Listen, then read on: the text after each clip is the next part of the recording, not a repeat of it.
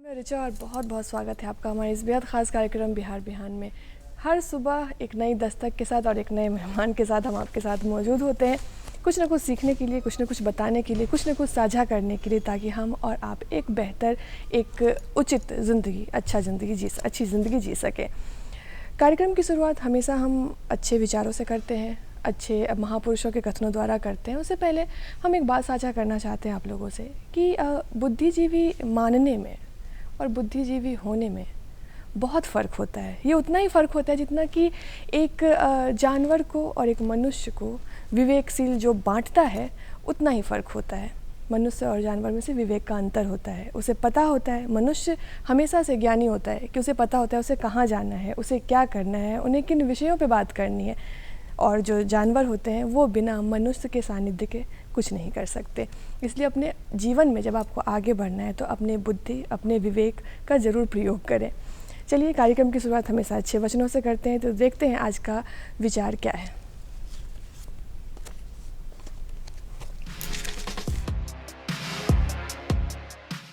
बुद्धि का विकास मानव के अस्तित्व का महत्वपूर्ण लक्ष्य होना चाहिए। हमारे साथ आज मौजूद हैं प्रोफेसर सुरेश चंद्र, जो कि डीन है भाषा एवं साहित्य पीठ दक्षिण बिहार केंद्र विश्वविद्यालय बिहार। सर, बहुत बहुत स्वागत है आपका हमारे इस कार्यक्रम। सर, आप एक साहित्यकार भी हैं, आप हिंदी के विभागाध्यक्ष भी हैं। तो पहले हम आज और दर्शक भी जो हैं वो आपके बारे में, जो आप प्रारंभिक पढ़ाई आपकी जहाँ से हुई, आपकी शिक्षा दीक्षा कैसे हुई, वो सारी चीज़ें आप साझा करें। सभी दर्शक बंधुओं को मेरा नमस्कार। जैसे कि जन्म लेने के बाद प्रत्येक व्यक्ति अपने विकास के मार्ग को तय करता है और उस विकास के मार्ग में तरह तरह की स्थितियां उसके सामने रहती हैं। कुछ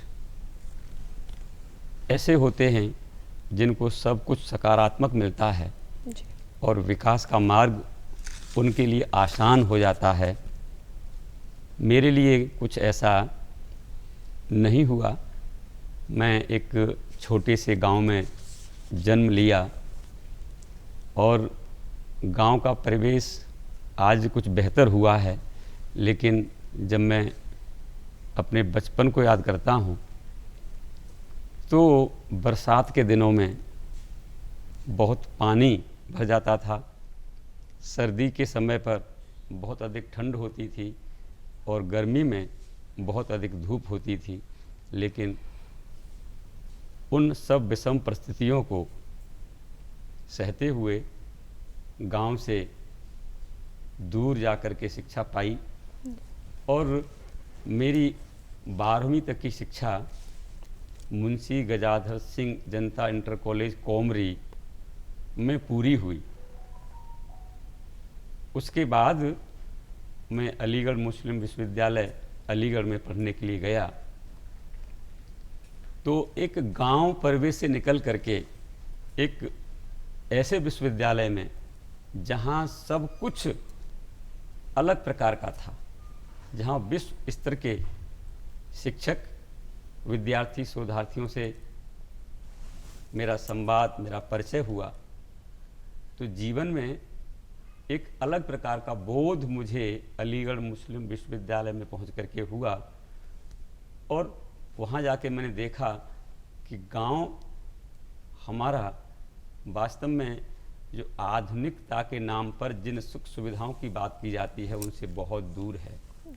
और गांव का विद्यार्थी उन विद्यार्थियों के सामने बराबरी नहीं कर सकता है जो शहरों में रह करके शहरों के बड़े बड़े विश्वविद्यालयों में अध्ययन करते हैं। एक नए प्रकार की चुनौती मेरे सामने आई और वो चुनौती यह थी कि मैं हिंदी माध्यम से पढ़ करके गया था और अलीगढ़ मुस्लिम विश्वविद्यालय में बीए ऑनर्स में भाषा अध्ययन को छोड़ दें तो बाकी विषय अंग्रेजी के माध्यम से पढ़ाए जाते थे। और मैंने कक्षा 6 में अंग्रेजी की वर्णमाला सीखी थी।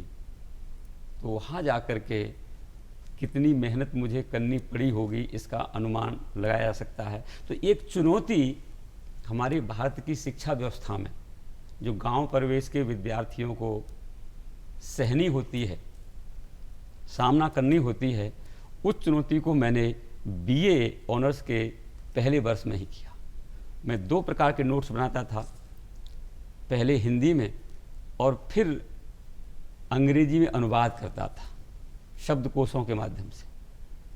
लेकिन मैं सफल हुआ और वहीं से फिर मैंने एमए की, एमफिल, पीएचडी तक की उपाधि प्राप्त की। वहाँ पर मैंने जेआरएफ और एसआरएफ के रूप में 3 वर्ष पढ़ाया भी।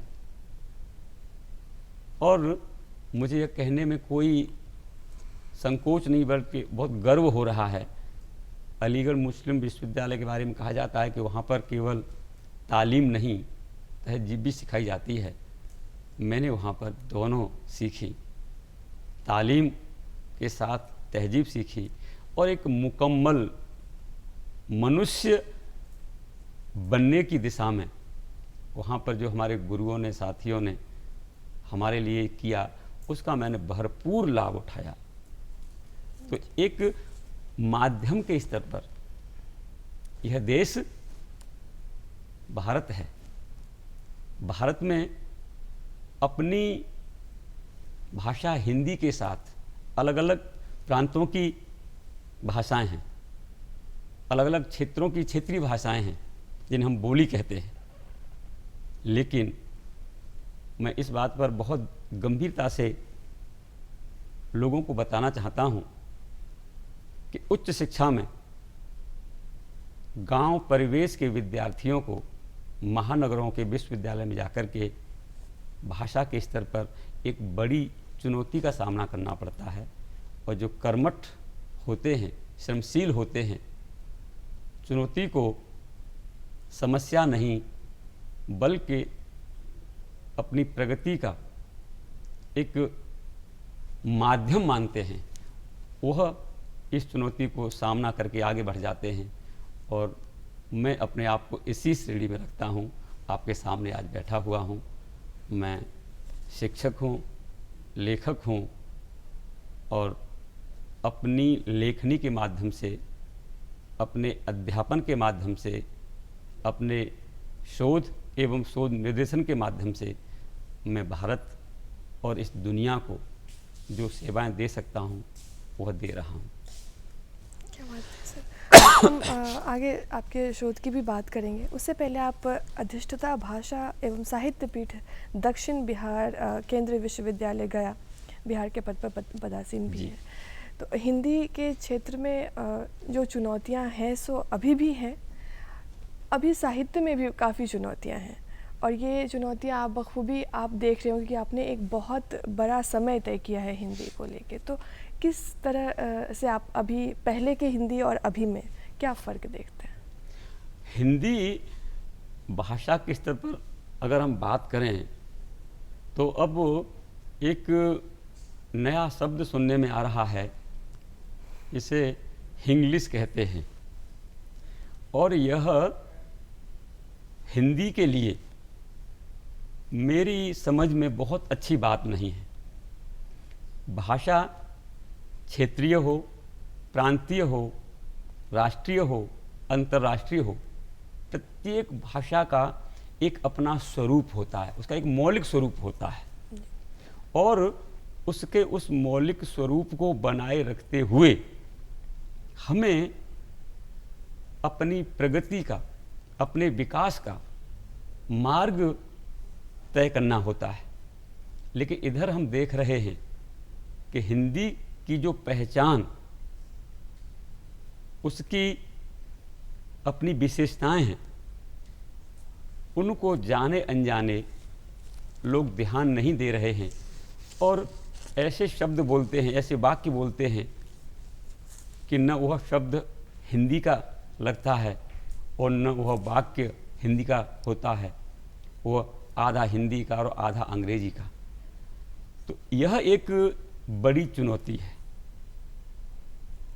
जब से मैंने होश संभाला है तब से मैं निरंतर देख रहा हूँ कि हिंदी के साथ में यह सब जाने अनजाने घटित हो रहा है। और अगर ऐसा ही रहा तो एक समय ऐसा आएगा कि हिंदी के मूल रूप को आगे आने वाली पीढ़ी केवल ग्रंथों में पढ़ेंगी, व्यवहार में उन्हें वह रूप नहीं मिलेगा। जी, आपने जैसे अभी कहा कि वो इंग्लिश हो गया ना, वो हिंदी ही संपूर्ण है ना, ही पूर्णतः वो इंग्लिश ही जी। है। तो इसी द्वंद में भी एक आया है नई हिंदी, जिसको आजकल के काफ़ी युवा उसको कोशिश कर रहे हैं पढ़ने की अभी, कि ये नई हिंदी, क्योंकि आपके नई वाली हिंदी, जी, इसको नई वाली जो हिंदी भी बोलते हैं लोग। जी, नई वाली जो हिंदी है, इसको आप कहाँ तक देखते हैं और ये कहाँ तक मतलब लगता है कि आपको युवाओं के हाथ में होनी चाहिए? देखिए, यह एक बड़ा संकट है। जी,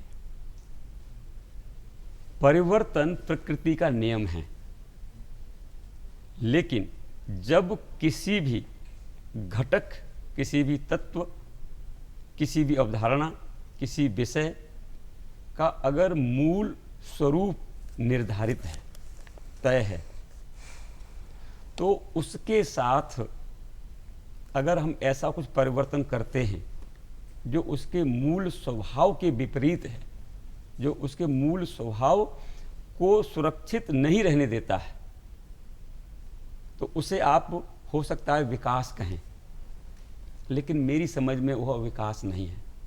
यद्यपि भाषा हमेशा अभ्यास के माध्यम से परिवर्तित होते हुए आगे बढ़ती है, जी, लेकिन मैं इस बात पर बल देता हूँ कि ऐसा परिवर्तन होना चाहिए जो उसके स्वरूप के अनुकूल हो, और यह व्यवस्था भारत के संविधान में भी की गई है।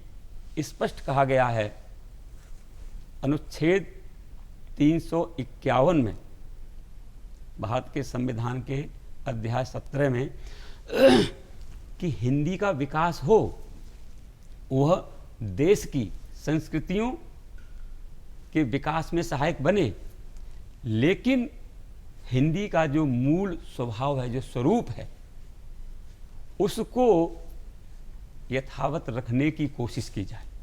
यह मैं नहीं कह रहा, यह संविधान कह रहा है। इसका मतलब कि हमारे देश के संविधान के निर्माताओं ने भी हिंदी भाषा के स्वरूप को लेकर के चिंतन मनन किया था, और वह भी यह मानते थे कि हिंदी का जो अपना स्वरूप है उसको बहुत अधिक परिवर्तित न किया जाए।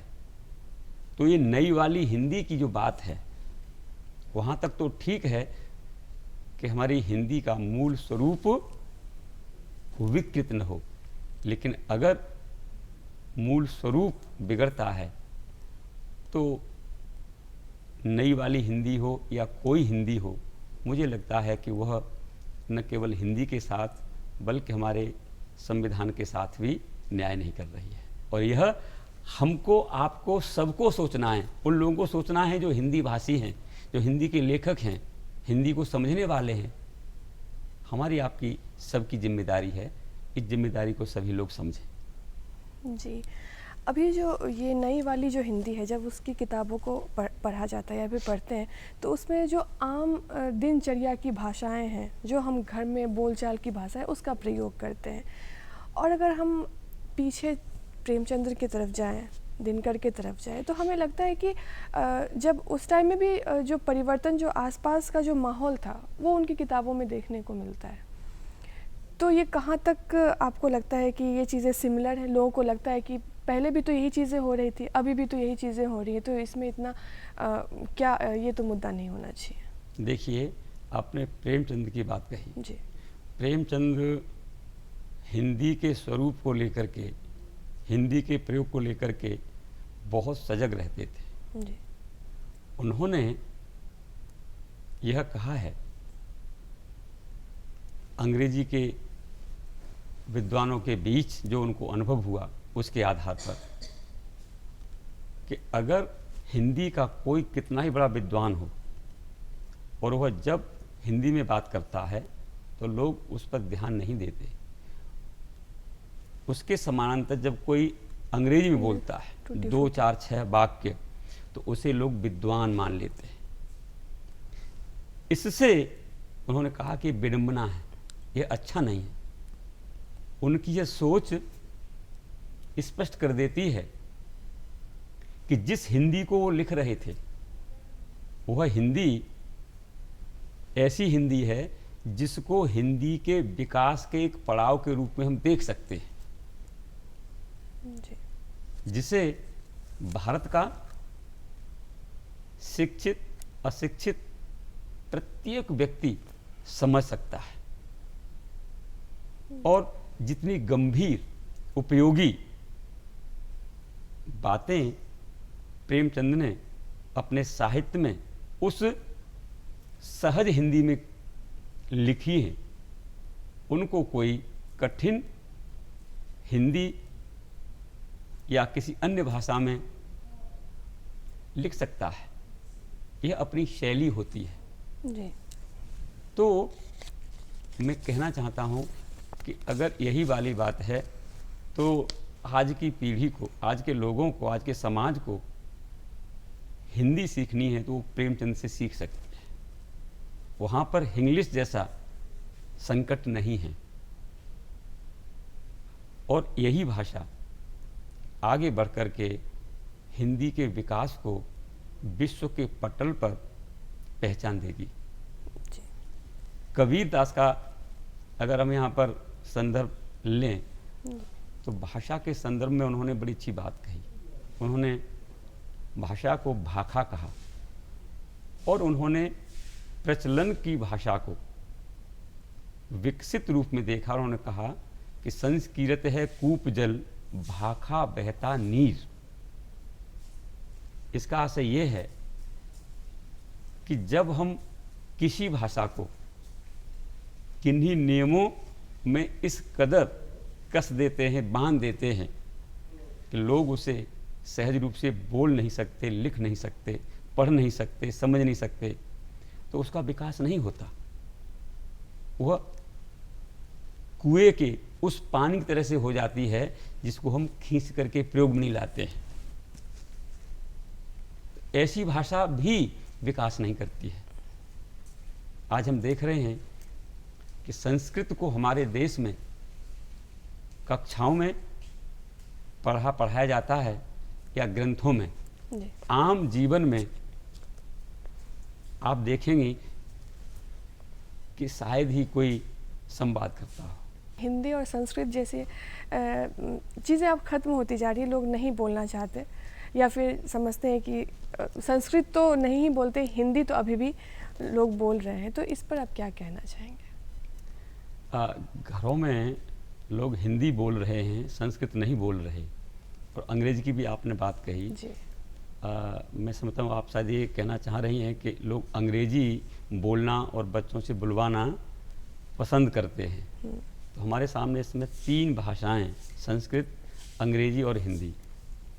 लोग संस्कृत तो घरों में नहीं बोलते हैं, हिंदी बोलते हैं और चाहते हैं कि बच्चे अंग्रेजी बोलें। तो देखिए, यहाँ पर हमको बहुत गंभीरता से विचार करने की आवश्यकता है। जब हम अपनी अस्मिता की बात करते हैं तब एक स्थिति विशिष्ट होती है कि जो हमारी अपनी भाषा है हम उसका प्रयोग घर में भी करेंगे, शिक्षा के माध्यम के रूप में भी करेंगे, कार्यालय में भी करेंगे और विश्व में हर जगह करेंगे। और जब हमें लगता है कि हमको रोजगार की आवश्यकता है और रोजगार में हमारी अपनी भाषाएं सहायक नहीं हो पा रही हैं, तब हम उस भाषा का प्रयोग करना पसंद करते हैं और कराना पसंद करते हैं।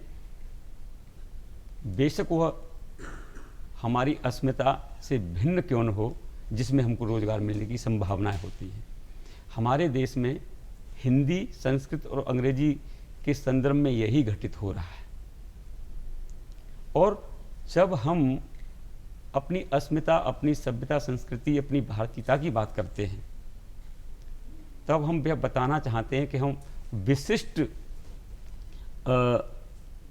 देश के विशिष्ट राष्ट्र के नागरिक हैं कि यहाँ पर विविधता में एकता है, ठीक है।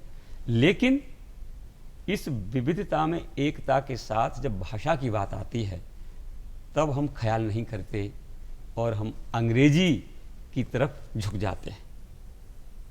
प्रत्येक परिवार की मैं नहीं कह सकता, लेकिन अधिकांश परिवार ऐसे हैं जो बात करेंगे संस्कृत की और हिंदी की या अपने भारत की जो अलग अलग प्रांतीय भाषाएं हैं उनकी,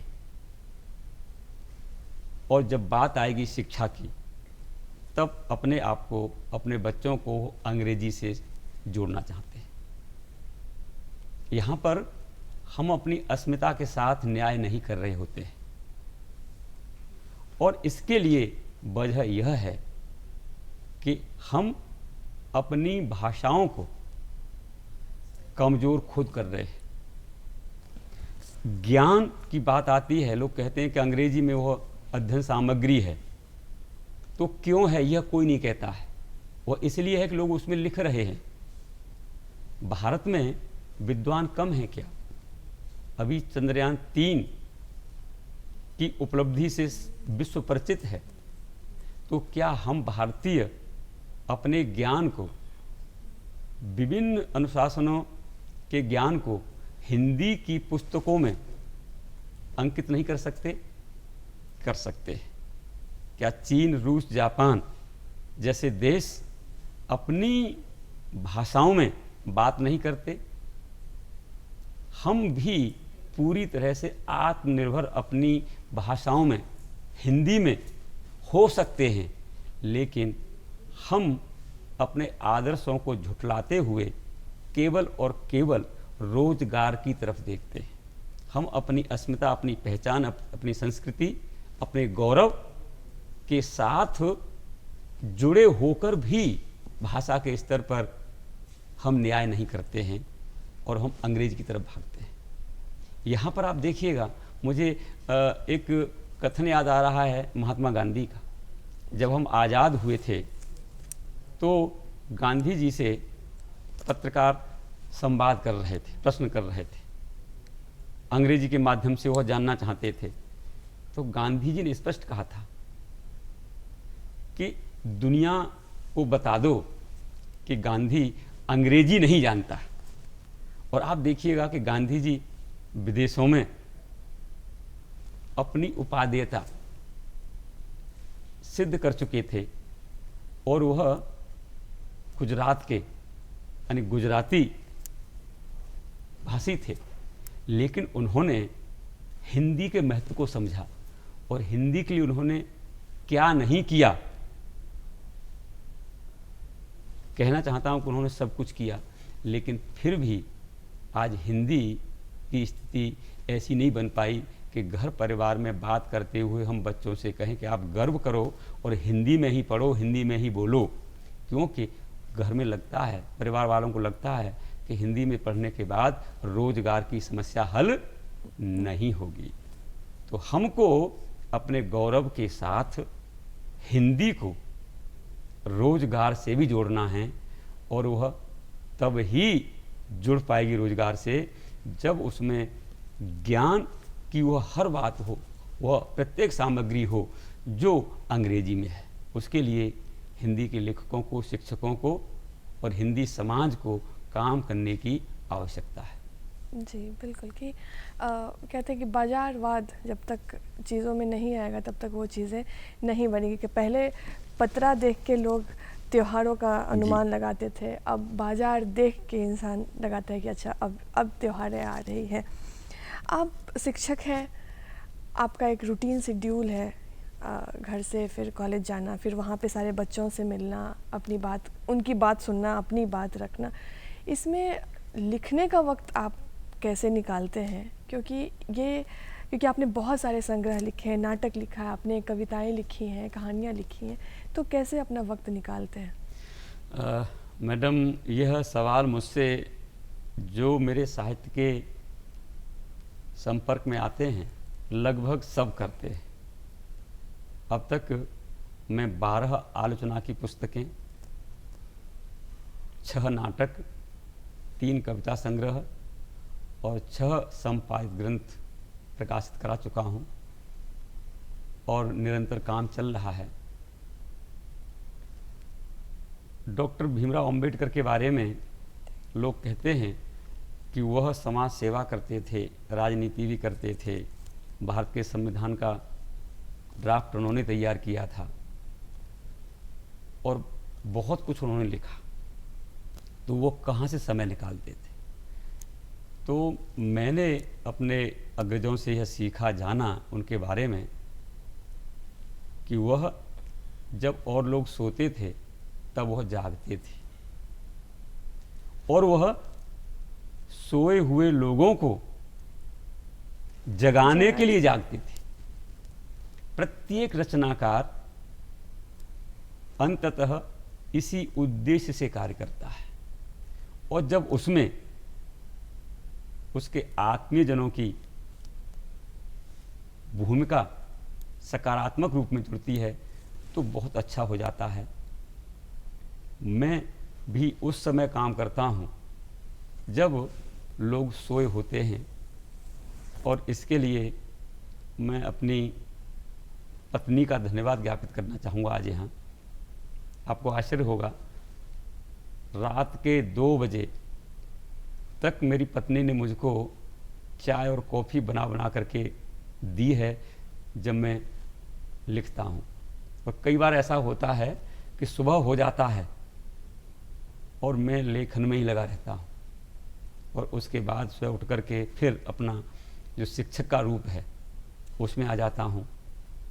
तो सुबह जग करके जल्दी या कोई बहुत महत्वपूर्ण कार्य है, क्योंकि लेखन में होता है कि जो हम विचारते हैं, मनन करते हैं, वह अगर उस समय अंकित नहीं हुआ तब फिर वह दोबारा नहीं आएगा। तो इस स्थिति में कई बार रात भर मनन करते हुए लिखना पड़ जाता है। जब ऐसा नहीं होता तो फिर सुबह उठ करके काम करता हूँ और इसमें एक बार फिर मैं अपनी पत्नी को धन्यवाद दे रहा हूँ, सुशीला चंद्र को, कि वह मुझे तमाम पारिवारिक चिंताओं से मुक्त रखती हैं और मुझे वो पूरा समय देती हैं कि मैं जग करके साहित्य के माध्यम से अपने समाज, इस विश्व मानव के लिए, विश्व समाज के लिए कुछ कर सकूं। जी, जब आपने कही आपने आलोचनाएं भी लिखी हैं, कविताएं भी लिखी हैं बहुत सारी, तो आपका विषय क्या रहा है? देखिए, विषय तो मेरे कई हैं। मैंने मणिपुर में हिंदी की विकास यात्रा से लेकर के आधी दुनिया का पूरा सच जैसे आलोचना ग्रंथ भी लिखे हैं। वहीं मंदिर से अस्पताल जैसा नाटक भी मैंने लिखा है। जी। यह मेरा नाटक है मंदिर से अस्पताल, और यह आपने अभी पिछले दिनों देखा होगा कि ऐसी महामारी कोरोना के नाम से आई जिसने जीवन के लिए एक बड़ा गहरा संकट पैदा कर दिया था। वही मैंने इसको समझा तो इस पर मैंने काम किया और यह नाटक अस्तित्व में आया। और लोग भगवान की बात बहुत करते हैं। जी। भगवान की वास्तविक स्थिति क्या है, भगवान को हम कब याद करते हैं, यह हमारे चर्चा के विषय रहते हैं। जब मैंने इस विषय में सोचा तो यह मैंने एक कविता लिखी, भगवान का अनुभव, और इसी शीर्षक से मैंने अन्य कविताओं का यह संग्रह मैंने प्रकाशित कराया। ये मेरे विषय हैं कि मैं कहाँ कहाँ सोच करके कहाँ कहाँ विषय को ढूंढ लेता हूँ। हमारे यहाँ कर्म की बात कही जाती है जी। और कर्म पर मुझे लगता है कि हमारी जो भारतीय संस्कृति है इसमें कर्म को बहुत महत्व दिया गया है। अब कर्म करने के ढंग अलग हो सकते हैं, उद्देश्य अलग हो सकते हैं, लेकिन कर्म की बात लगभग प्रत्येक भारतीय कहता है। कर्मण्येवाधिकारस्ते, यह गीता में कहा गया। जी। जब मैंने इसको अनुभव किया कि कर्म की क्या उपादेयता है, तो मैंने देखिए इस शीर्षक से, अरे कर्मण्येवाधिकारस्ते शीर्षक से मैंने कविता लिखी और अन्य कविताओं के साथ मैंने ये संग्रह प्रकाशित कराया। गौतम बुद्ध दुनिया में जाने जाते हैं। गौतम बुद्ध का जो जीवन दर्शन है, जो शिक्षाएं हैं, जिनको हम समुच्चय के रूप में देखें, संयुक्त रूप में देखें, तो बौद्ध धर्म या बौद्ध धम्म कह देते हैं। जब मुझे लगा कि आज लोग धर्म के आधार पर विभाजन कर रहे हैं, धर्म की वास्तविकता क्या है और गौतम बुद्ध उसमें कहाँ हैं, तो मैंने ये नाटक लिखा महावीर निष्क्रमण। यह गौतम बुद्ध जब सिद्धार्थ थे तो उन्होंने गृह त्याग किया था। अपने अबोध पुत्र और अपनी पत्नी, अपने माता पिता, अपने आत्मीयजनों को छोड़ करके वह दुनिया को एक स्वस्थ जीवन का मार्ग दिखाने के लिए निकले थे। तो उस घटना पर मैंने यह नाटक लिखा है। तो इस तरह से विषय बहुत हैं, लेकिन अगर बात आती है कि मेरा प्रिय विषय क्या है, तो हमारे देश में एक विभाजन किया जाता है मनुष्य मनुष्य के बीच, और वो विभाजन वर्ण, जाति, धर्म, क्षेत्र, और इन सबसे ज़्यादा भयानक है लिंग भेद, जेंडर बेस्ड जो डिवाइडेशन है स्त्री पुरुष का, जी। यह सबसे ज़्यादा घातक है। इस पर मैंने एक विस्तृत कार्य किया और 425 पेज का ग्रंथ मैंने लिखा, आधी दुनिया का पूरा सच। क्या बात है। और उसमें मैंने यह सिद्ध करने की कोशिश की है, अध्ययन शोध के आधार पर, कि नारी जो आधी दुनिया है वो निश्चित रूप से शक्तिमान है, उसके बिना सृष्टि नहीं हो सकती, विकास का नाम उसके बिना अधूरा रहेगा। लेकिन नारी की दुश्मन पुरुष से कहीं ज़्यादा नारी होती है। यह निष्कर्ष मैंने दिया है और देश देशांतर की नारियों की समस्याओं को लेकर के मैंने वो काम किया है। तो ये मेरे क्षेत्र हैं और मैं चाहता हूँ कि मनुष्य मनुष्य के रूप में जी। एक रहे, समान रहे, न कोई ऊंचा है, न कोई नीचा है, न कोई छोटा है, न कोई बड़ा है, न कोई कम है, न कोई ज़्यादा है। स्त्री पुरुष और सभी मनुष्य समान रूप से स्वतंत्र रहते हुए जीवन जिएं, अपना विकास करें, ऐसी मेरी सोच है। अभी आपने संग्रह की बात की, आपने कुछ पुस्तकें भी दिखाई, कोई ऐसी कविता जो आपके बहुत करीब हो, जिसको आप दर्शकों के लिए पढ़ना चाहें? बिल्कुल बिल्कुल। मैडम, मैं यहाँ आने से पहले असम विश्वविद्यालय सिलचर असम और उससे पहले मणिपुर विश्वविद्यालय इम्फाल मणिपुर में रहा।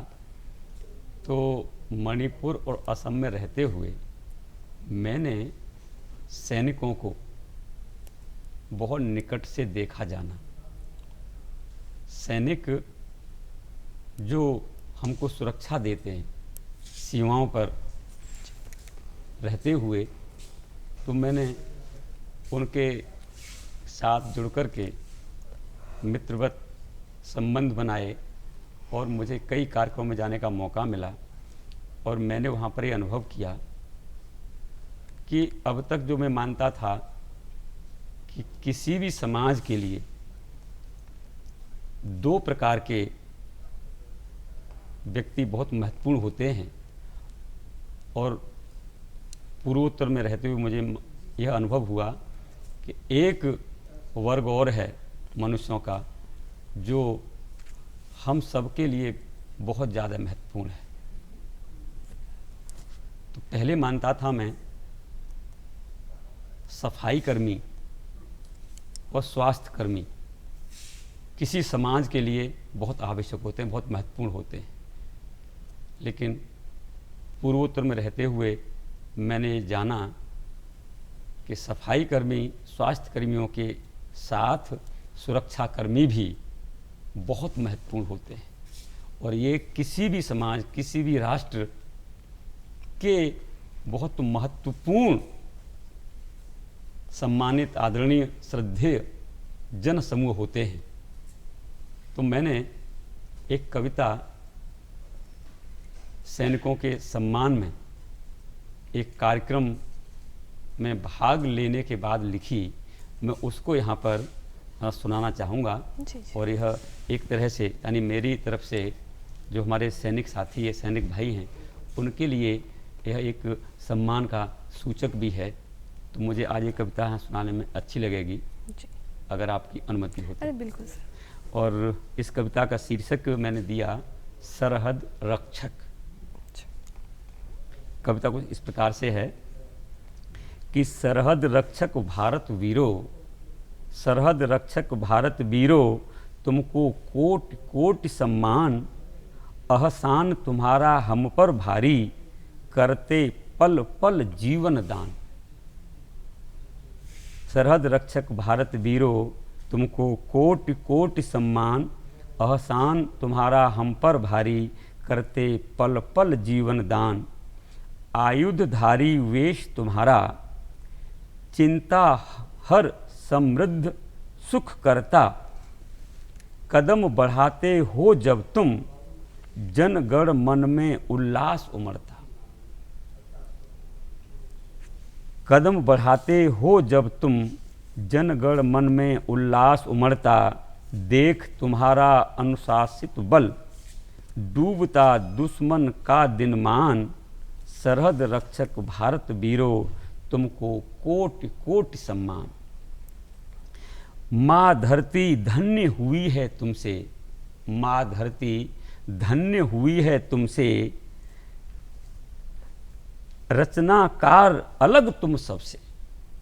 माँ धरती धन्य हुई है तुमसे, रचनाकार अलग तुम सबसे, संगीत बर्तनों से ही सिरज कर, रेगिस्तान को सींचते रस से, वीर भूमि में हास्य आदि का, तुम कर लेते संधान, सरहद रक्षक भारत वीरो, तुमको कोट कोट सम्मान। तुम ही हो जो बचा रहे हो, तुम ही हो जो बचा रहे हो, जीवन की सत्ता का सत्य, तुम ही हो जो निभा रहे हो, जीवन पर्यंत कर्तव्य का लक्ष्य।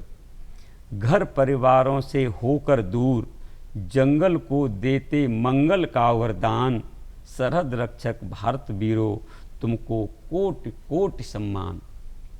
पाकर तुमसे पूर्ण सुरक्षा, पाकर तुमसे पूर्ण सुरक्षा, हुआ सुरक्षित भारतवर्ष, हम सो जाते पर जगते तुम, सुख त्याग बांटते हो तुम हर्ष। देख तुम्हारे हाथ तिरंगा, निश्चिंत भारत के भगवान, सरहद रक्षक भारत वीरो, तुमको कोट कोट सम्मान। एहसान तुम्हारा हम पर भारी, करते पल पल जीवन दान, सरहद रक्षक भारत वीरो, तुमको कोट कोट सम्मान। क्या बात है। यह कविता जब मैं कार्यक्रम में गया था जी। तो वहाँ पर जो सैनिक थे उनके पास बहुत अच्छे वाद्य यंत्र नहीं थे, संगीत के उपकरण नहीं थे। उन्होंने जिन बर्तनों से उनके खाने की व्यवस्था होती थी, जिसमें चिमटा, चम्मच, केतली, थाली, ऐसे जो बर्तन थे सामान्य, उन्हीं को उन्होंने व्यवस्थित करके इतना अच्छा संगीत पैदा किया था और गीत गाए। तो मुझे ऐसी प्रेरणा मिली कि एक तरफ ओज है और दूसरी तरफ हास्य मनोरंजन के लिए भी जगह निकाल लेते हैं, अवकाश निकाल लेते हैं। तो मैंने ये कविता उस कार्यक्रम में भाग लेने के बाद लिखी थी। तो मुझे अच्छा लगा कि मुझे इस कविता को यहाँ पर सुनाने का आपने अवसर दिया। आपका जो विषय है वो काफ़ी, जो आप महसूस करते हैं उस महसूस को आप कलम के द्वारा अपने ये कहते हैं पन्नों पे उतारने का प्रयास करते हैं, जैसा कि लगता है। सर, इतनी अच्छी बातें कहने के लिए और इतने अच्छे संग्रह दिखाने के लिए और इतना अच्छा जो कविता है वो दर्शकों तक साझा करने के लिए और हमारे इस कार्यक्रम की शोभा बढ़ाने के लिए आपका बहुत बहुत धन्यवाद। आपका बहुत बहुत धन्यवाद मेरी तरफ से कि आपने मुझको यहाँ बुला कर के, दूरदर्शन ने मुझे यहाँ बुला कर के अपनी बात कहने का अवसर दिया और मैं अपनी बात एक बड़े सम्मानित जन समुदाय के साथ साझा कर सका। आप सबका और सभी सम्मानित दर्शक भाई बहनों का बहुत बहुत धन्यवाद। धन्यवाद सर। चलिए, वक्त हो चला है विदा लेने का और आप और हम जैसा कि जानते हैं कि बिहार बिहान हमेशा एक नए अतिथि से हमेशा आपको रूबरू करवाता है। उससे पहले कि आज का कार्यक्रम आपको कैसा लगा और अपने कलम और किताब उठाएं और लिखें हमारा पता। हमारा पता है निर्देशक डीडी बिहार, दूरदर्शन केंद्र पटना, फ्रेजर रोड, पटना 80001। हमारा ईमेल एड्रेस है director@ddkpatna@gmail.com।